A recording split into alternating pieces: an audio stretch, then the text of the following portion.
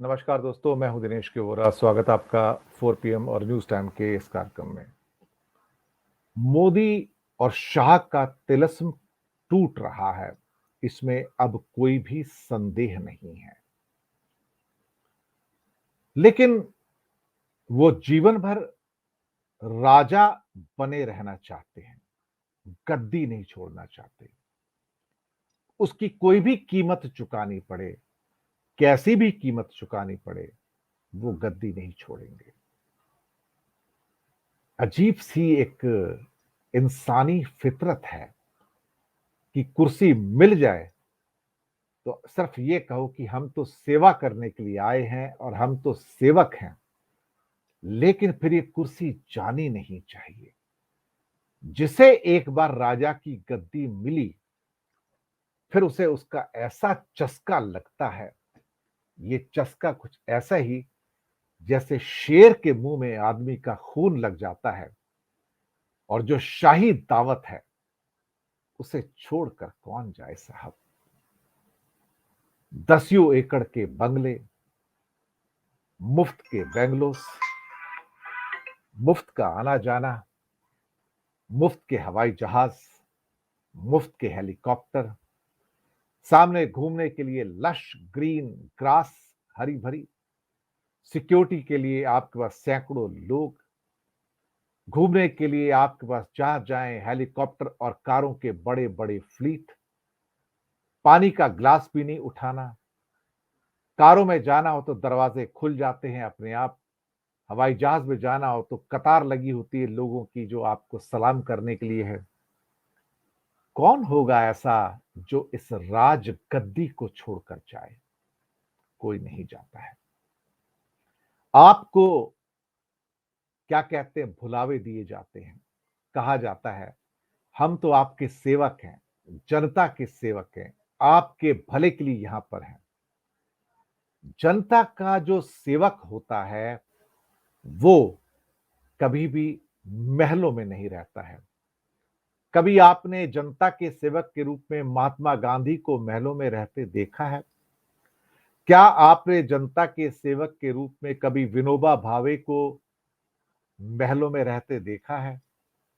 क्या कभी ऐसे व्यक्ति को जो जनता की सेवा करता है, जैसे कि बहुत सारे और भी भारत में लोग पैदा हुए, क्या आपने उनको महलों में रहते देखा है?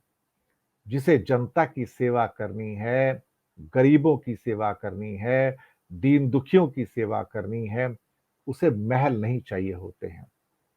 लेकिन इन्हें महल चाहिए। इन्हें लगता है कि ये यहां बैठ के गरीबों की सेवा कर सकते हैं।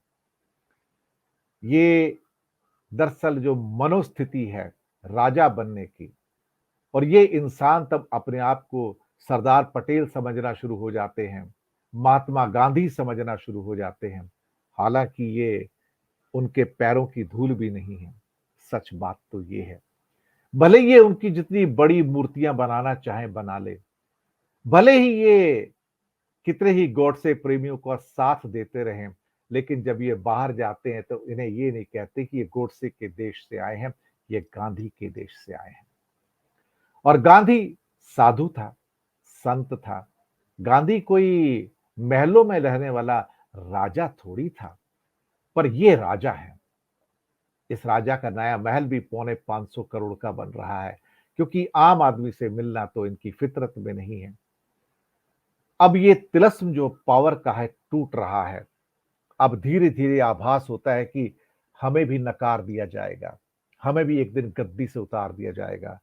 और जब ये कहते हैं कि हम तो झोला उठाकर चल पड़ेंगे, ये दरअसल आपको एक माया जाल में फंसा रहे हैं, भ्रम जाल में फंसा रहे हैं। इनके पास कोई झोला वोला नहीं है। ये सब आपको एक माया का पहनावा दे रहे हैं। दरअसल ये यहां से जाएंगे नहीं। ये हमेशा यहां बने रहना चाहते हैं। ये जीवन भर प्रधानमंत्री बने रहना चाहते हैं। और इनके जो सो कॉल्ड अनुज हैं, अमित शाह, वो भी जीवन भर बने रहना चाहते हैं। कौन ऐसा होगा जो गद्दी छोड़कर जाएगा? कौन ऐसा होगा जो राजगद्दी छोड़ के जाएगा? कौन ऐसा होगा जो साधारण जीवन गुजारना चाहेगा? कौन ऐसा होगा जिसे मुफ्त के हवाई जहाज, मुफ्त की गाड़ियां, मुफ्त का मकान, मुफ्त की बिजली, मुफ्त का पानी, मुफ्त की शान और शौकत, और उसके बाद जो तनख्वाह मिलती है वो भी तो मुफ्त की है। और उसके बाद उसमें जितने मर्जी लिबास सिलवा लो, दिन में 10-10 लिबास भी बदलते हैं। महँगे जूते, महँगे टोपियाँ, महँगे पेन, महँगे चश्मे। साहब, जिन्हें राजशाही विलासिता में जीने का आनंद मिल जाए, जिन्हें राजशाही विलासिता में जीने की आदत लग जाए, आप उनसे उम्मीद करें कि कभी वो झोपड़ी में जाके रहें? ना, ना, ना। और ये तो हमारे ऐसे राजशाही लोग हैं जो हमेशा कैमरा लेके साथ चलते हैं। इन्हें हर जगह कैमरा चाहिए होते हैं, जो इनकी हर क्या कहते हैं कि चीज़ को कैमरे में कैद कर लें।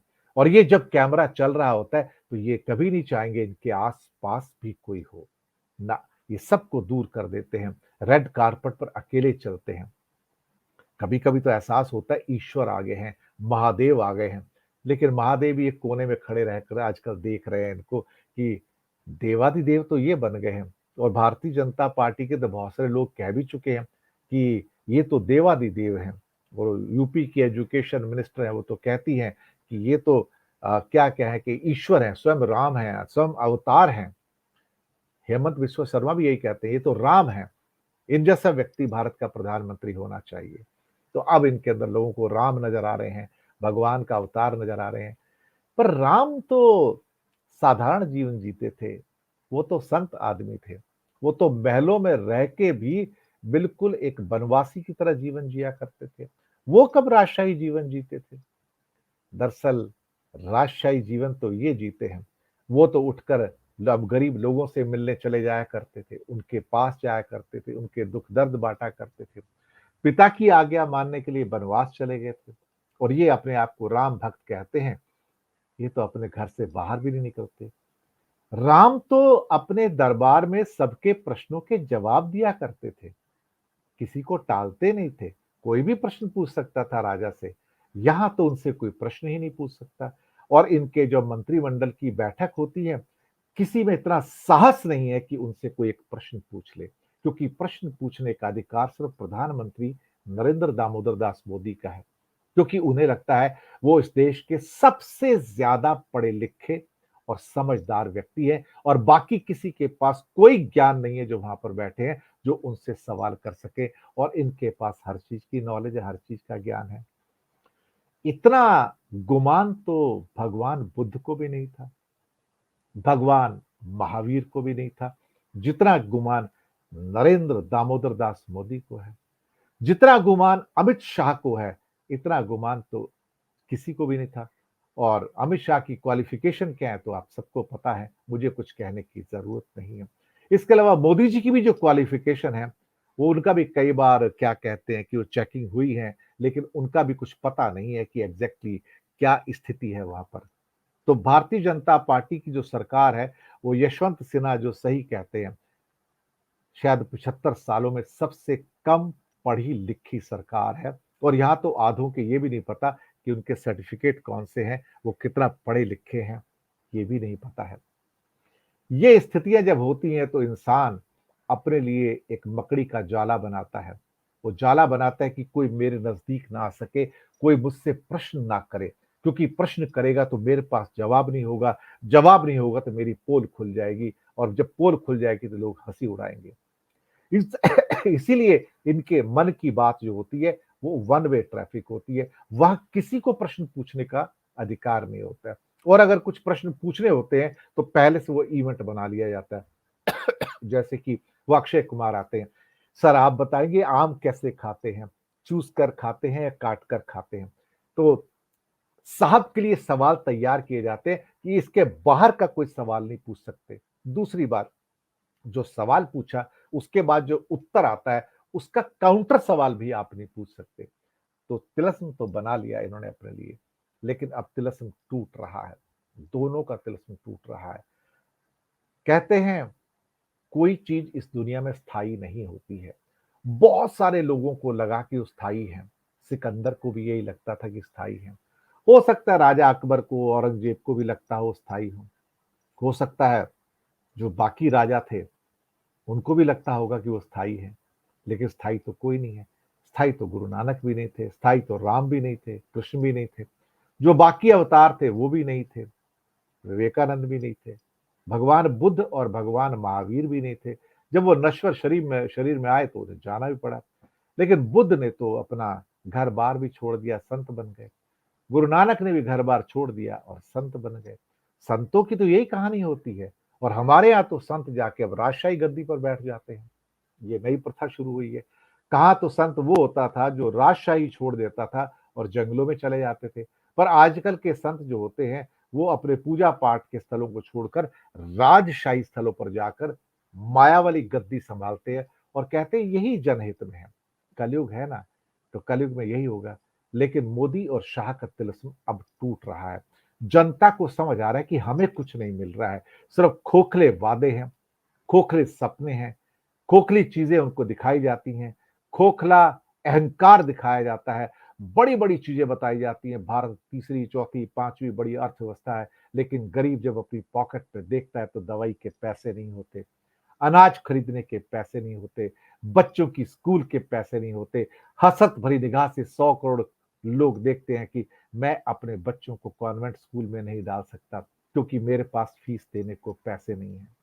वो हसरत भरी निगाह से 100 करोड़ लोग, 120 करोड़ लोग देखते हैं, मैं अस्पताल में, बड़े अस्पताल में जाके बच्चों का इलाज नहीं करा सकता, अपना इलाज नहीं करा सकता, क्योंकि मेरी जेब में पैसे नहीं है। लेकिन मोदी शाह की जेब में बहुत पैसे हैं, उन्हें अस्पताल भी टॉप क्लास मिलते हैं, उन्हें डॉक्टर भी टॉप क्लास मिलते हैं, बंगले भी मिलते हैं, हवाई जहाज भी मिलते हैं और वो नहीं चाहते कि उनके साथ हवाई जहाज में कोई उड़े। वो नहीं चाहते कि उनके साथ की सीट पर कोई बैठे। जब वो रेड कारपेट में मंदिरों के लिए चलते हैं, काशी कॉरिडोर हो, जैन कॉरिडोर हो या सोमनाथ हो, किसी को साथ नहीं लेते। उनके लिए रेड कारपेट बिछ जाते हैं। कौन से मंदिर में रेड कारपेट बिछते हैं? जिसका मालिक ही बंजारा हो, महादेव। वो तो बंजारे हैं, सन्यासी हैं। उनको मिलने जाते हैं ये रेड कारपेट के ऊपर बड़ी-बड़ी शानदार ड्रेसें पहनकर, टोपियां पहनकर, बड़े-बड़े भभूत लगाकर। क्या कहते हैं कि एक बंजारे को कौन मिलने जा रहा है? अलग-अलग जो लिबास पहनकर अलग-अलग रूपों में रेड कारपेट के ऊपर। रेड कारपेट पे तो महादेव को होना चाहिए था, लेकिन रेड कारपेट इन्होंने ले लिया। अब महादेव बेचारे बंजारे आदमी हैं, वो तो जाके अपनी शिलाओं पर बैठे रहते हैं, उन्हें तो आवश्यकता भी नहीं है। लेकिन कहते हैं कभी तो तिलिस्म टूटता है, कभी तो इंसान को इस बात का एहसास होता है कि ये सत्ता हमेशा के लिए नहीं होती है। वो स्टालिन के पास भी नहीं थी, खुश्चेव के पास भी नहीं थी, ब्रेज़नेव के पास भी नहीं थी, केनेडी के पास भी नहीं थी, बराक ओबामा के पास भी नहीं थी, किसी के पास नहीं थी। सबकी सत्ता जाती है, जो कोरिया के किम हैं उनकी सत्ता भी जाएगी, जो पुतिन हैं उनकी सत्ता भी जाएगी, जो ज़ी हैं उनकी सत्ता भी जाएगी। हाँ, जब तक हैं तब तक के खुदा हैं और शायद यही खुदा होने का भरम इन्होंने भी पाल रखा है, क्या कह सकते हैं। लेकिन कहते हैं दुनिया में हर तिलिस्म टूटता है, वक़्त नज़दीक आ रहा है, लेकिन फिर भी ज़िंदगी भर राजा बने रहने की ख्वाहिश नहीं जाती है। यही ख्वाहिश ने मोदी और शाह को भी कैद करके रखा है कि नाम सेवक का लेते रहो, लेकिन राजा का पद मत छोड़ो। साम, दाम, दंड, भेद जैसे भी हो, ये पद जीवन पर्यंत हमारे पास रहना चाहिए। चलिए अच्छी बात है। सिकंदर भी यही सोचता था और आप भी यही सोच लीजिए मोदी जी, क्या फ़र्क पड़ता है? आप भी नए ज़माने के सिकंदर जो ठहरे। धन्यवाद दोस्तों। 4 पीएम और न्यूज़ टाइम के मंच को सब्सक्राइब ज़रूर कीजिएगा। बताइएगा प्रोग्राम्स कैसे लग रहे हैं। आपके प्यार, मोहब्बत के लिए, आपकी फीडबैक के लिए बहुत-बहुत शुक्रिया।